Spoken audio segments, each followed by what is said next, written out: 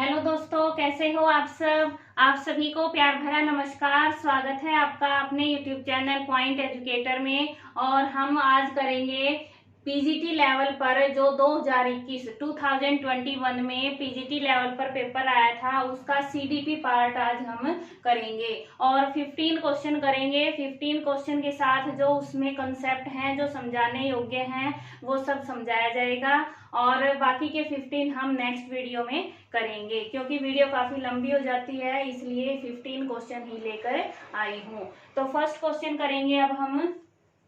और बता देती हूँ, चैनल पर नए हैं तो सीडीपी की काफी सारी वीडियोस मैंने करवा रखी हैं, डिटेल थ्योरी भी करवा रखी हैं और भी करवाऊंगी एग्जाम तक, इसलिए चैनल को सब्सक्राइब करें। मैथ्स रीजनिंग की वीडियोस भी आपको कंप्लीट मिल जाएंगी। रीजनिंग का पूरा कंप्लीट कोर्स करवा रखा है, ठीक है, उससे बाहर कुछ नहीं आएगा।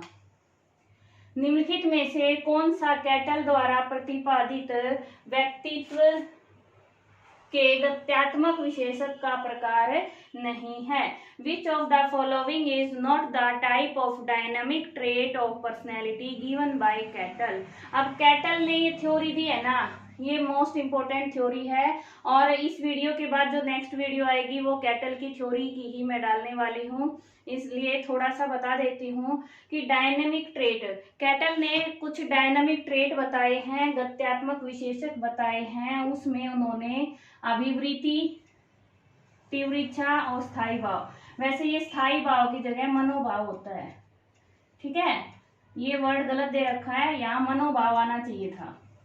ये होता है तो रूढ़िवादी इसमें नहीं होता, तो ऑप्शन डी हमारा यहाँ पे राइट होगा, क्योंकि नहीं पूछा है पेपर में। ये बात सबसे पहले देखना, नहीं पर फोकस करना है, ठीक है। तो 3 होंगे, एक नहीं होगा, तो ये इसमें शामिल नहीं है। अब जो तीव्र इच्छा यानी अर्ज, कई जगह इसको ऐसे भी लिखते हैं, ये स्पेलिंग भी आ सकती है, ठीक है, और ये भी आ जाती है। और ये एटीट्यूड हो गया, ये हमारा क्या हो गया, सेंटीमेंट।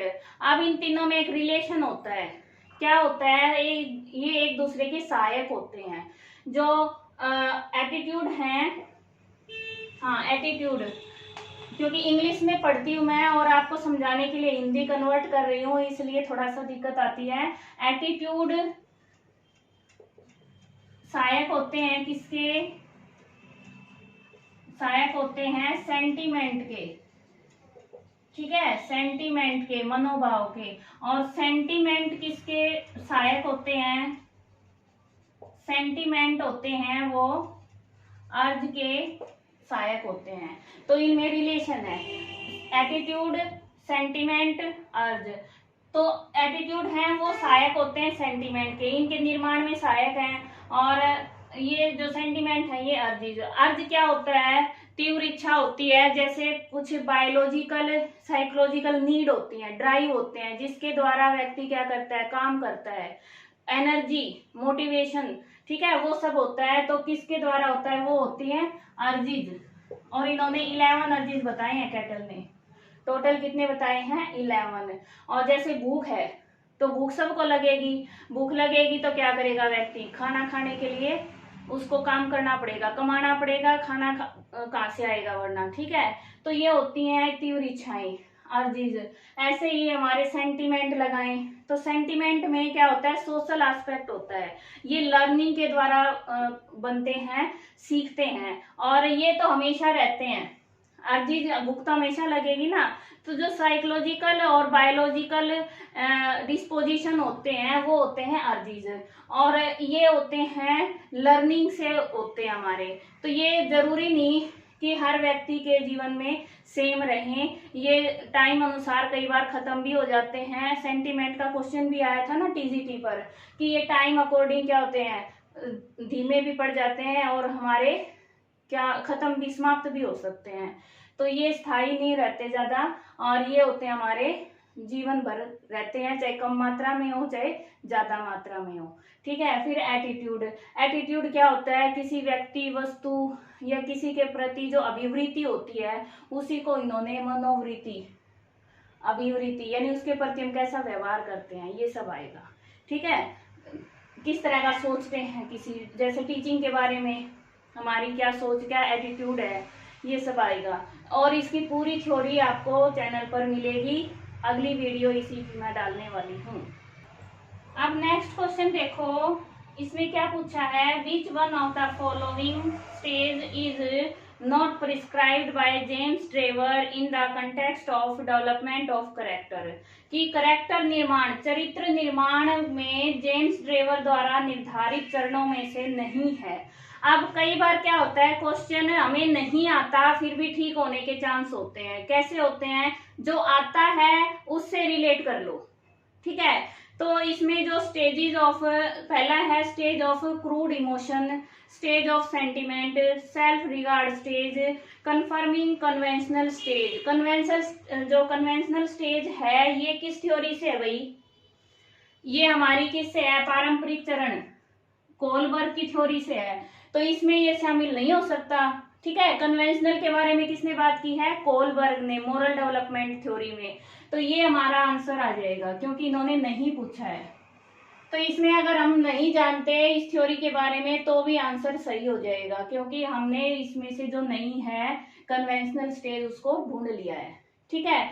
अब जो ये थ्योरी है ना, ये वैसे तो किसी बुक में और कहीं नहीं मिल रही, लेकिन कॉमन सेंस की बात है। इसमें चरण कैसे होंगे स्टेज वाइज, पहला है अप्रिस्कृत संवेगों का चरण, कि क्रूड इमोशन अप्रिस्कृत, प्रिस्कृत हो जाएंगे जब तो वो करेक्टर बन ही जाएगा ना, सबसे पहली स्टेज यही होनी चाहिए, ठीक है। फिर है सेंटिमेंट, सेंटिमेंट बनेंगे, अभी मैंने पिछली थ्योरी में पढ़ाया सेंटिमेंट क्या होते हैं, लर्निंग से सीखते हैं, सोशल जो हमारा एनवायरनमेंट होता है उससे लर्न होते हैं, तो ये क्या होगा सेकंड नंबर पे।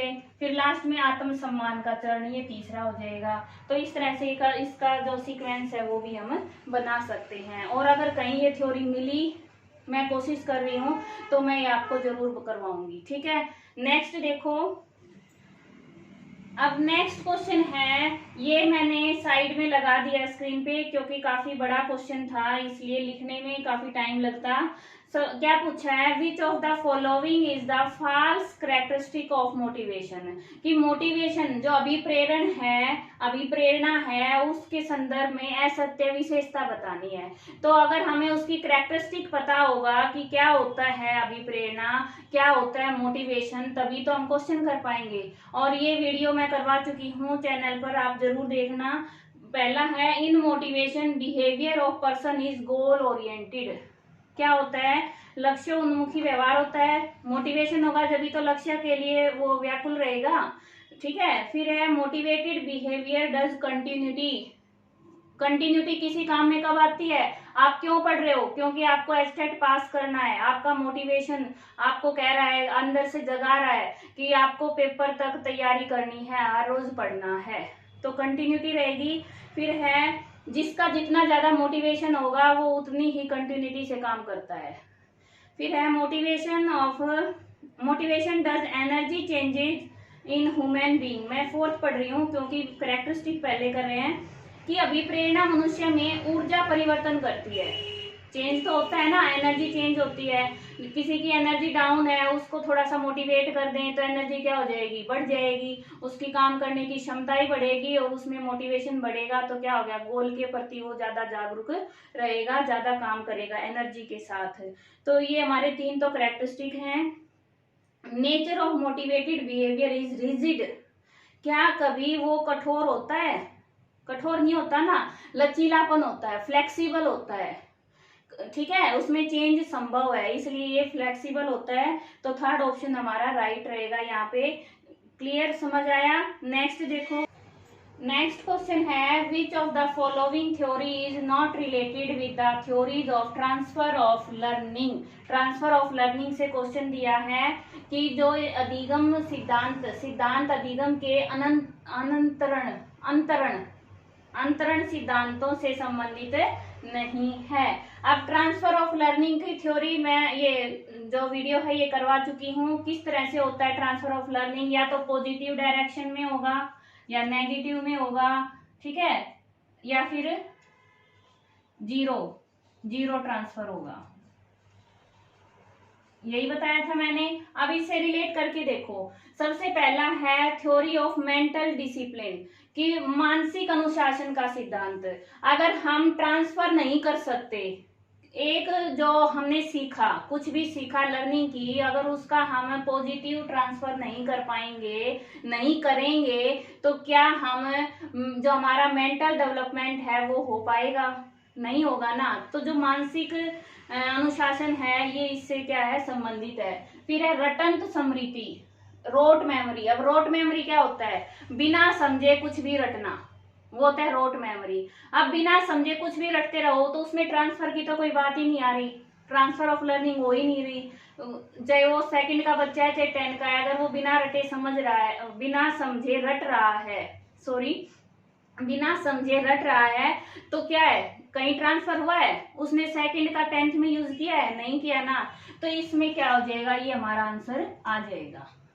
फिर है समान अवयव का सिद्धांत, थ्योरी ऑफ आइडेंटिकल एलिमेंट, की समान, जो समान तरीके से, यानी समान क्वेश्चन है, समान परिस्थितियां हैं, उनमें उसी तरह से उसको सीखना या लागू करना, पॉजिटिव ट्रांसफर हो जाएगा।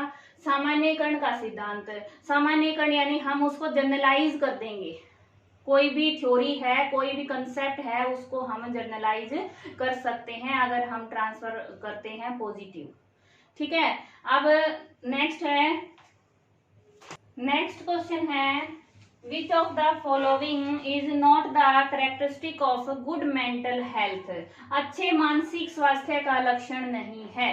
अब आप सब समझते हैं, समझदार हैं कि एक गुड मेंटल हेल्थ क्या होती है और पुअर मेंटल हेल्थ क्या होती है। जब कोई व्यक्ति मानसिक रूप से सही है, उसकी गुड है हेल्थ, तो वो क्या है, ना तो चिड़चिड़ा रहेगा, वो सहन भी करेगा, ठीक है, उसमें आत्मविश्वास भी होगा। तो इसमें कौन कौन से आ जाएंगे? इमोशनल मैच्योरिटी, कि उसमें सामयिक परिपक्वता होगी, बिल्कुल होगी, आत्मविश्वास होगा, सेल्फ कॉन्फिडेंस होगा। इनटॉलरेंस, इनटॉलरेंस किसकी निशानी होती है? अच्छे मानसिक स्वास्थ्य की निशानी नहीं होती, क्योंकि अगर वो व्यक्ति अच्छे से, अब जैसे कई बच्चे शोर कर रहे हो और टीचर बार बार उनको जल्ला के बोल रहा है, चिल्ला के बोल रहा है, गुस्सा दिखा रहा है, चिड़चिड़ापन रखता है, तो वो क्या है, उसमें इसका मतलब अच्छा मानसिक स्वास्थ्य नहीं है। तो इनटॉलरेंस है, ये अच्छा स्वास्थ्य की निशानी नहीं होता। फिर है आत्म मूल्यांकन की क्षमता, कि सेल्फ इवेल्युएशन कर सके, उसकी इतनी कैपेसिटी होनी चाहिए कि वो अपनी बुराई को, अपने इमोशंस को कंट्रोल कर सके, अपनी बुराई अच्छाई को देख सके, मूल्यांकन कर सके। ठीक है। तो सामयिक परिपक्वता क्या होती है? अपने इमोशंस को कंट्रोल, काबू में रख सके, और आत्मविश्वास रहना चाहिए, साथ में उसे अपना इवेल्युएशन करने की क्षमता होनी चाहिए, वो अपना सही गलत सब कुछ देख सके। ठीक है। नेक्स्ट है CAT, चिल्ड्रन अप्रिसिएशन टेस्ट, और ये टेस्ट है, इसको हिंदी में क्या कहते हैं? बालक प्रसंग बोध परीक्षण, बालक प्रसंग बोध परीक्षण। ये पूछा है कि किस आयु वर्ग के लिए होता है? ये होता है 3 से 10 साल के बच्चों के लिए। ठीक है, चिल्ड्रन नाम आ गया, CAT। अगर TAT हो तो ये अडल्ट के लिए होता है। TAT बेस्ड है, ये TAT का ही उन्होंने बच्चों के लिए बनाया है। और ये कौन सा होता है? प्रोजेक्टिव टेस्ट है, पर्सनैलिटी मेजरमेंट का क्या है? प्रोजेक्टिव टेस्ट है।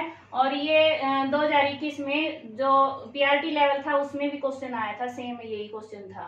ठीक है। तो CAT है प्रोजेक्टिव का, पर्सनैलिटी मेजर करने का प्रोजेक्टिव टेस्ट है, और 3 से 10 साल तक के बच्चों के लिए है। इसमें 10 कार्ड होते हैं, पिक्चर्स होती हैं, उन पिक्चर्स में जैसे कोई भी जानवर होते हैं ना, इनसे संबंधित कुछ एक्टिविटी वगैरह दिखाई होती हैं, जैसे भालू की दिखा दी, शेर की दिखा दी, चिंपैंजी की दिखा दी, इस तरह से होती हैं। और ये कार्ड हैं, इनसे रिलेटेड बच्चे को स्टोरी बनानी होती है।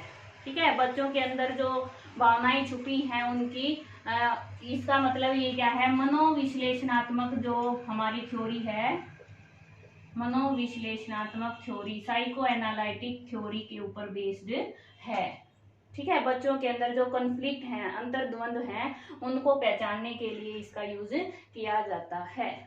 और मैं साइड में लगा रही हूँ कार्ड कैसे होते हैं, क्योंकि मेरे पास है, मैंने मेरे बेटे के ऊपर अप्लाई किया था। नेक्स्ट क्वेश्चन है, out of the following which one is the wrong statement in context of characteristics of instincts, कि जो इंस्टिंक्ट मूल प्रवृत्तियां होती हैं उनकी विशेषताओं के बारे में गलत कथन हमें ढूंढना है। अब जो इंस्टिंक्ट होते हैं ना, इंस्टिंक्ट जो थोड़ी देर पहले मैंने अर्ज बताए थे वही इंस्टिंक्ट्स होते हैं। कैटल ने तो अर्ज वर्ड यूज कर लिया, फ्रॉयड ने इंस्टिंक्ट वर्ड यूज कर लिया, बाकी होते वही हैं। तो उसकी मैंने क्या क्या विशेषताएं बताई थी, जन्मजात होती हैं, ठीक है, शक्तिशाली होते हैं, मनोशारीरिक स्वभाव होता है, तो ये हमारा जो है क्या है, अल्पकालिक नहीं होते, ये जीवन भर चलते हैं, ठीक है, जीवन भर रहते हैं, तो ये क्या हो जाएगा, ऑप्शन हमारा राइट हो जाएगा। ये सब विशेषताएं हैं, ये इसकी विशेषता नहीं है। इंस्टिंक्ट इज इफिमिरल, ठीक है, इफिमिरल। क्लियर हुआ। इनेट होते हैं, वेरी पावरफुल होते हैं, और साइकोफिजिकल डिस्पोजिशन होते हैं। क्या, इंस्टिंक्ट। इंस्टिंक्ट आ जाए या अर्जिज आ जाए, दोनों बात एक ही है। ड्राइव आ जाए तो वो भी यही होते हैं, ठीक है, हम तीनों को एक मान सकते हैं। क्लियर हुआ। नेक्स्ट देखो, नेक्स्ट क्वेश्चन है, ये भी मैंने साइड में लगाया है, पढ़े यहाँ से, हिंदी इंग्लिश दोनों में लगाया है। पहले हिंदी में पढ़ेंगे। निम्नलिखित में से कौन सा थॉर्नडाइक के संबंधवाद सिद्धांत का अन्य नाम नहीं है? Which of the following is not the other name of Thorndike's theory of connectionism. अब मैंने ये जो थॉर्नडाइक का थ्योरी है, ये पूरी की पूरी वीडियो डाल रखी है, उसमें इतने नाम होते हैं, इसके सभी नाम बता रखे हैं। तो सबसे पहला है स्टिमुलस रिस्पॉन्स थ्योरी, बिल्कुल सही है, ठीक है। बॉन्ड थ्योरी ऑफ लर्निंग, ये भी कहा जाता है। बंध सिद्धांत, अनुबंध का सिद्धांत, बंध का सिद्धांत। फिर है थ्योरी ऑफ कंडीशनड रिस्पॉन्स। अब कंडीशनड रिस्पॉन्स है, ये इसका नाम नहीं है, ये किसका नाम है, क्लासिकल कंडीशनिंग का है ना, वो इसका दूसरा नाम है। तो ये यहाँ से हमारा ऑप्शन 3 है वो राइट हो जाएगा। ट्रायल एंड एरर थ्योरी भी किसको कहा जाता है, थॉर्नडाइक की थ्योरी को ही कहा जाता है। तो ये सब बस इसके नाम हैं, और मैंने चैनल पर वीडियो डाल रखी है। हमेशा क्वेश्चन आता है थॉर्नडाइक की थ्योरी और बाकी जो लर्निंग थ्योरी है उन सबसे ज्यादा इंपॉर्टेंट है, ठीक है, तो वो जरूर करना। अगला है हमारा नेक्स्ट क्वेश्चन है, पहला बुद्धि परीक्षण किसने बनाया? Who developed the first intelligence test? First intelligence test है वो अल्फ्रेड बीने और साइमन ने बनाया था। कई इसको सिमोन भी पढ़ते हैं, अल्फ्रेड बीने एंड सिमोन। तो ये हमारा फर्स्ट टेस्ट है, कब बना था, 1904 में बना था, ठीक है, याद रखना, कई बार पूछ लेते हैं कब बना, 1904 में बना, और किसने बनाया, अल्फ्रेड बीने और साइमन ने बनाया था।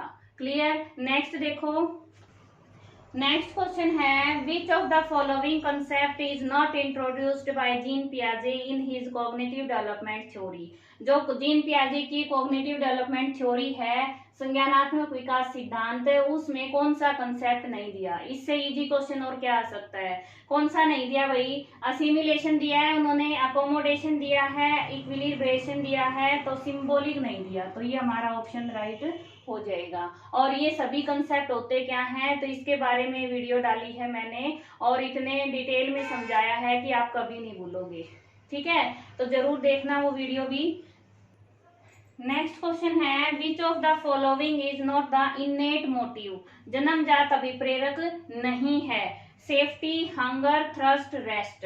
अब कई इसमें कंफ्यूज हो गए, हंगर और थ्रस्ट तो सबको पता है कि भाई ये बायोलॉजिकल होती हैं, रेस्ट और सेफ्टी में दोनों में कंफ्यूज हो गए। अब रेस्ट तो जरूरी है ना, नींद जरूरी है, तो नींद किसका सूचक है, रेस्ट का है, तो रेस्ट भी जरूरी है। तो रेस्ट जन्म से ही होता है, बच्चा सोता है जन्म लेने के बाद, तो उसको सिखाया नहीं जाता। सेफ्टी पहले बाहर से की जाती है, बाद में उसमें सेफ्टी का ये होता है कि भाई मुझे सेफ्टी चाहिए, सुरक्षा चाहिए, तो वो इनेट नहीं होती, ठीक है, ये ऑप्शन हमारा राइट होगा, ठीक है, याद रहेगा। नेक्स्ट क्वेश्चन है, who was the founder of socio culture theory of cognitive development? कि संज्ञानात्मक विकास के सामाजिक सांस्कृतिक सोशो कल्चर थ्योरी सिद्धांत के फाउंडर कौन है? किसके है भाई? ये लेव वाइगोत्स्की की है, ठीक है। जीन पियाजे जो जेरोम ब्रूनर दोनों की क्या है, कॉग्निटिव डेवलपमेंट थ्योरी है, और कोलबर्ग की मोरल डेवलपमेंट थ्योरी है। तो इनकी क्या है, सामाजिक सांस्कृतिक सिद्धांत है, सोशो कल्चरल थ्योरी। याद रहेगा। नेक्स्ट है हमारा, which one of the following is not correct way of releasing pent. Next question है, which one of the following is not correct way of releasing pent up emotional energy. कि जो भावनात्मक ऊर्जा दबी हुई है उसको निकालने का सही तरीका नहीं है। यानी पहला है सब्स्टिट्यूट रिस्पॉन्सेज, कि जो रिस्पॉन्स है, प्रतिक्रियाएं हैं, उनको सब्स्टिट्यूट किया जाए। अब मान लो गुस्सा आ रहा है और हम अचानक से बच्चे के साथ खेलने लग जाएं, जोर जोर से हंसने लग जाएं, ऐसी क्रियाएं करें कि जिससे हमें आनंद का अनुभव हो। तो दोनों चीजें एक साथ नहीं हो सकती ना, गुस्सा और जो मजाक कर रहे हैं वो साथ नहीं हो सकती। तो उसको क्या करेंगे, हम सब्स्टिट्यूट कर देंगे। डिस्प्लेसमेंट क्या होगा कि ये कौन सी है, ईगो डिफेंस मैकेनिज्म है, अहम रक्षात्मक युक्तियां हैं, उनमें से है डिस्प्लेसमेंट और रिग्रेशन। तो डिस्प्लेसमेंट यानी अपना गुस्सा है वो बड़े अधिकारी पर निकालने की बजाय घर में आके बच्चे पे निकालना या पत्नी पे निकालना, ठीक है। और अगला है रिग्रेशन, प्रतिगमन, कि जैसे नाखून चबाना, ये रिग्रेशन होता है। छोटे बच्चे जैसी, बड़ा है लेकिन छोटे बच्चे जैसी हरकत कर रहा है, जोर जोर से पैर पटकना, ठीक है, बच्चा बनना। फिर है सेल्फ पिटी, अपने ऊपर दया दिखाना। क्या हो सकता है, तो वो फिर दबी भावनाएं कैसे निकल रही हैं, वो तो निकल ही नहीं रही उसकी। तो ये हमारा ऑप्शन राइट हो जाएगा। क्लियर हुआ। नेक्स्ट देखिए, क्वेश्चन है, which of the following structure of mind directed according to hedonistic and pleasure principle. कि जो सुखवादी और सुख प्राप्ति के अनुसार जो सिद्धांत हैं उस पर निर्देशित होता है। ईड, ईगो, सुपर ईगो, क्लोरिक। तो अब ये जो है आपको सबको पता है, फ्रॉइड की थ्योरी से क्वेश्चन है। तो सुखवादी प्लेजर कहाँ है, ईड में है। ईड क्या कहता है, जो चाहिए वो ले लो, जिसमें खुशी मिले वो प्राप्त करो, ठीक है, वो ईड कहता है। अहम किस सिद्धांत पर काम करता है, रियलिटी बेस्ड होता है। और परा अहम, सुपर ईगो किस पर होता है, मोरलिटी। और ये जो फोर्थ ऑप्शन है ये हमारी पर्सनैलिटी में इंडियन उसमें आता है, टाइप बताए हैं, कफ प्रवृत्ति वाले, ठीक है, पित्त, कफ, पित्त और वात, ये तीन तरह से अलग अलग प्रकृति वाले इंसानों की क्या बताई है, यानी पर्सनैलिटी टाइप बताए हैं, व्यक्तित्व के प्रकार बताए हैं।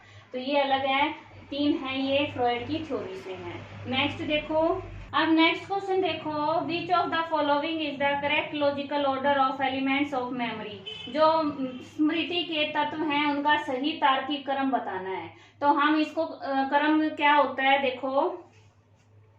अब सबसे पहले क्या करेगा बच्चा, लर्निंग करेगा। आप सीख रहे हो तो लर्निंग होगा, लर्निंग करके फिर उसको धारण करोगे, याद करोगे, ठीक है, धारण करोगे वरना भूल जाओगे। तो क्या होगा, लर्निंग के बाद रिटेंशन, फिर पुनः स्मरण, फिर याद करोगे जब जरूरत होगी, पेपर में याद करोगे ना, तो पुनः स्मरण क्या होगा, रिकॉल, और फिर पहचान, फिर पेपर में आपको ऑप्शन में से नजर आ जाएगा, ये आएगा। यही होता है ना, पहले सीखेंगे फिर उसको धारण करेंगे, फिर क्या करें, रिकॉल करेंगे, और फिर पहचान कर लेंगे। क्या लिखेंगे लास्ट में, रिकॉग्नाइजेशन, ठीक है, recognization, learning, retention, recall, recognization. समझ आया। इस तरह से ये है सीक्वेंस, इसको हमेशा याद रखना, कभी मत भूलना। अपने से लागू करके देखा करो, पहले सीखोगे तभी तो कुछ धारण करोगे, सीखा ही नहीं तो धारण कहाँ से। अब इसमें ऑप्शन देख के भी हो सकता था, पुनः स्मरण पहले आ सकता है, नहीं, अधिगम अधिगम अधिगम, ठीक है भाई, फिर धारण करेंगे जब तो पुनः स्मरण होगा। तो ये ऑप्शन कट, तो बस ये बच गया हमारा। क्लियर।